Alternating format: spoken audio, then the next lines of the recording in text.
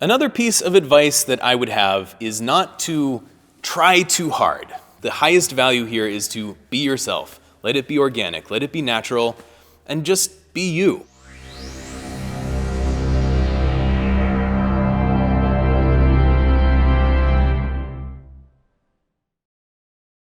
Welcome back to Organist Launchpad. I'm Wesley Hall, and in this video we're going to talk about some of the specific do's and don'ts of making vertical format videos for, say, TikTok or Instagram Reels. I've learned a few things along the way by making some mistakes, and there are a few things that I found really hard at first that I realized I needed to practice, and if you're anything like me, you might benefit from this as well. So the first one is, when you look at a camera, a phone, a lens of any sort, it is the weirdest feeling. Try it sometime.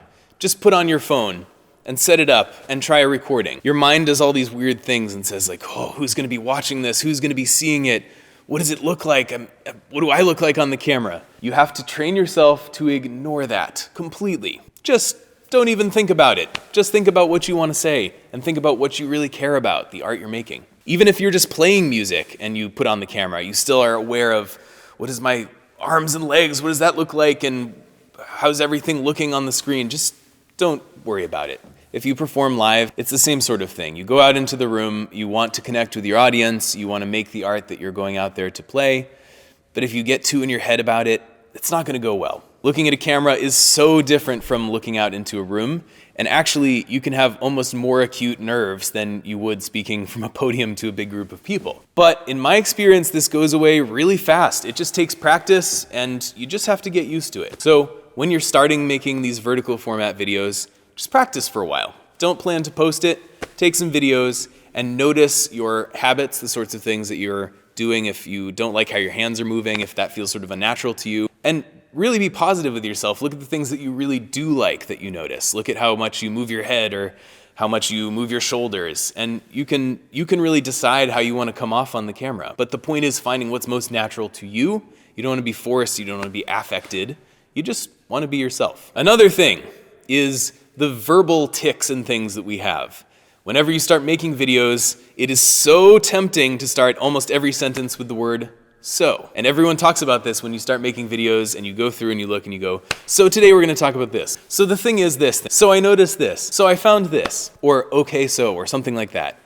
And while you can slice those out, you can splice them out and fix them, it's easier if you just get used to not saying them. Just state your idea, state your concept, keep it short, keep it concise. That's a good thing to do. Notice any of those other things that pop up in your speech that you might want to be clearer about. Make sure that you enunciate and that it's easy to hear you. Another thing, make eye contact with the lens, because that's how people are seeing you after all. If you look into the lens, people get the sense on the phone that you're looking at them. We're rapid fire here. Here's another one that's really important. Vertical format video is here to stay. Billions of people have smartphones. The number continues to grow. And on Instagram, now on YouTube, and of course on TikTok, the videos are laid out vertically like a cell phone. Of course, there are still lots of people, millions and millions of people watching videos on computers, but for the most part, you want to set your camera up vertically, because if you set it horizontally and then you try to upload it to Reels or to TikToks, you don't use the whole screen.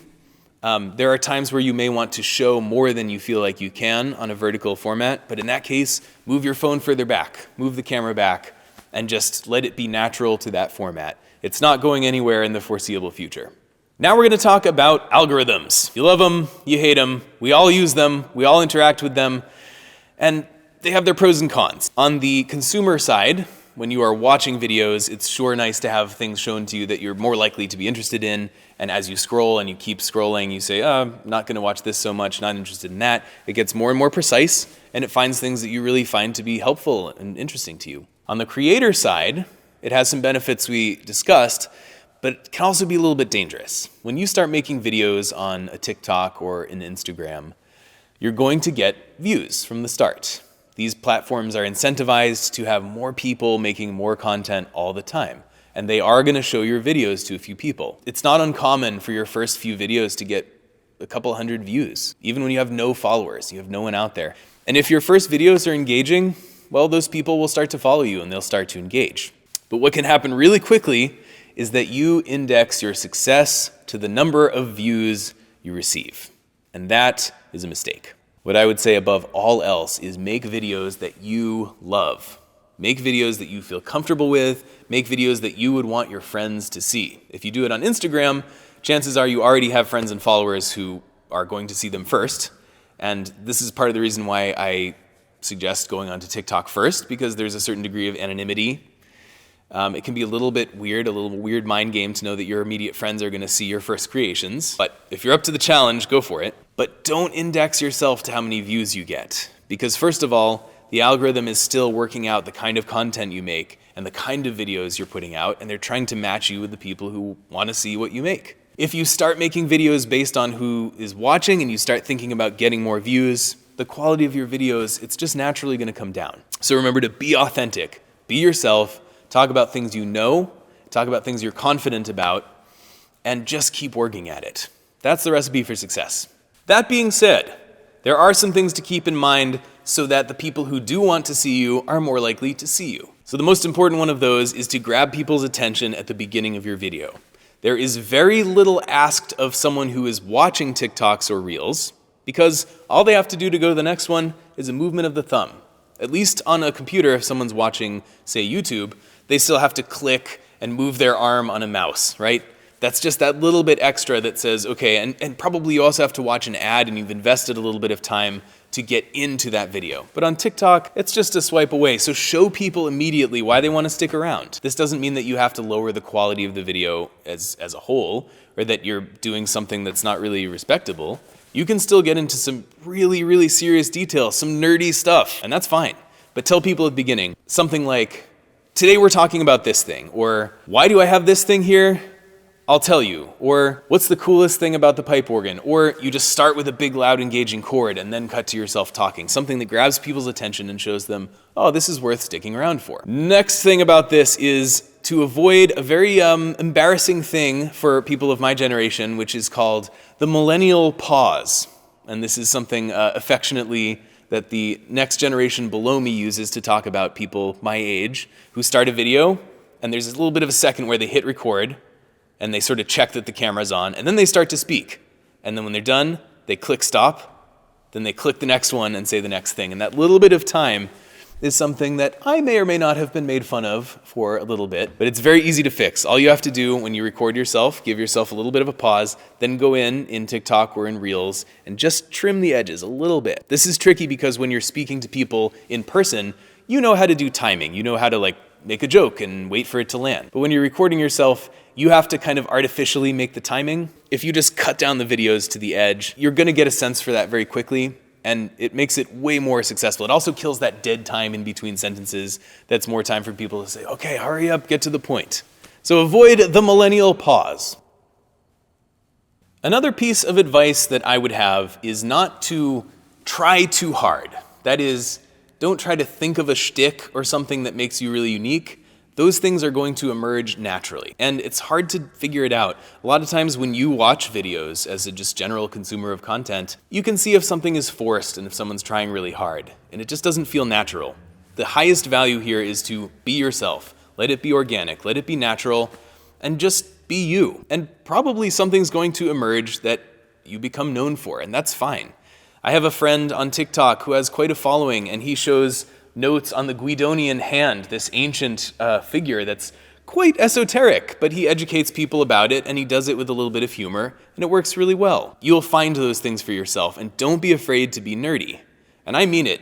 I played the organ as a little kid. I remember when my first set of Bach books arrived, and the delivery person said, oh, what are you getting? Is it a new Xbox? And I said, no, it's all the collected works of J.S. Bach. And he said, okay, but it's just nerdy, and that's okay. We play the organ and we get really into it and we're passionate about it, and be a nerd and love it and just embrace it. It turns out there are millions of people out there who want to be a nerd alongside you and want to see the joy in your eyes when you talk about the things you're passionate about. So embrace it. Be yourself, be natural, and you may find that people are really interested in learning about, I don't know, organ shoes, what pedal notation looks like, or they might just want to see your feet playing music. They might want to learn where the phrase pulling out all the stops comes from. They might want to look at bellows and wind chests and see how small the smallest pipes are and how big the largest pipes are. They're going to want to learn things that I can't even think of, but you're going to think of as you make this stuff. It's going to organically emerge. No pun intended. Thanks for sticking around with me for some of these do's and don'ts of content creation. There's more to say, but more importantly, there's more for you to discover. This is the best time there has ever been to jump in. Technology is here. The cell phone in your pocket is more powerful than ones from even 5 years ago. A cell phone by itself with no other equipment is able to do more now than a laptop and a microphone could do 20 years ago. So the barrier to entry is low. More and more people have these phones, and more people are ready to engage and to learn and to figure out what it is that makes you you. So I encourage you, set some goals for yourself. Jump in, do it. Say, I'm gonna make 1 video a week on whichever platform makes sense for you. Maybe you're gonna make 2 videos a week. Figure out your exact goals and then be okay with those changing. If you don't like something, you can take it down. But just to set a goal and say, I'm gonna post this often and I'm gonna hold myself to it, that'll be important once the initial excitement of posting kind of wears down. It ebbs and flows. Sometimes a video will be a real hit and you'll start engaging with people and you'll start connecting and it lifts you back up. But sometimes your videos aren't quite landing and you can get a little bit downcast. So set goals for yourself before you start so that you stay confident. Most importantly of all, be yourself. Share what you love. People are going to love it. And people are going to love you and the things that you have to play, the things that you have to say. You'll be amazed by the number of people you connect with, by the number of people who you find out actually really care about this sort of strange thing we do, this 1,000-year-old instrument that we play. People are fascinated by it. Get out there, make some videos, set some goals for yourself, and remember that this digital element of the pipe organ is just one piece. It's one puzzle piece in the broader puzzle of who you are as an artist and as a person. Let it work for you and have fun doing it.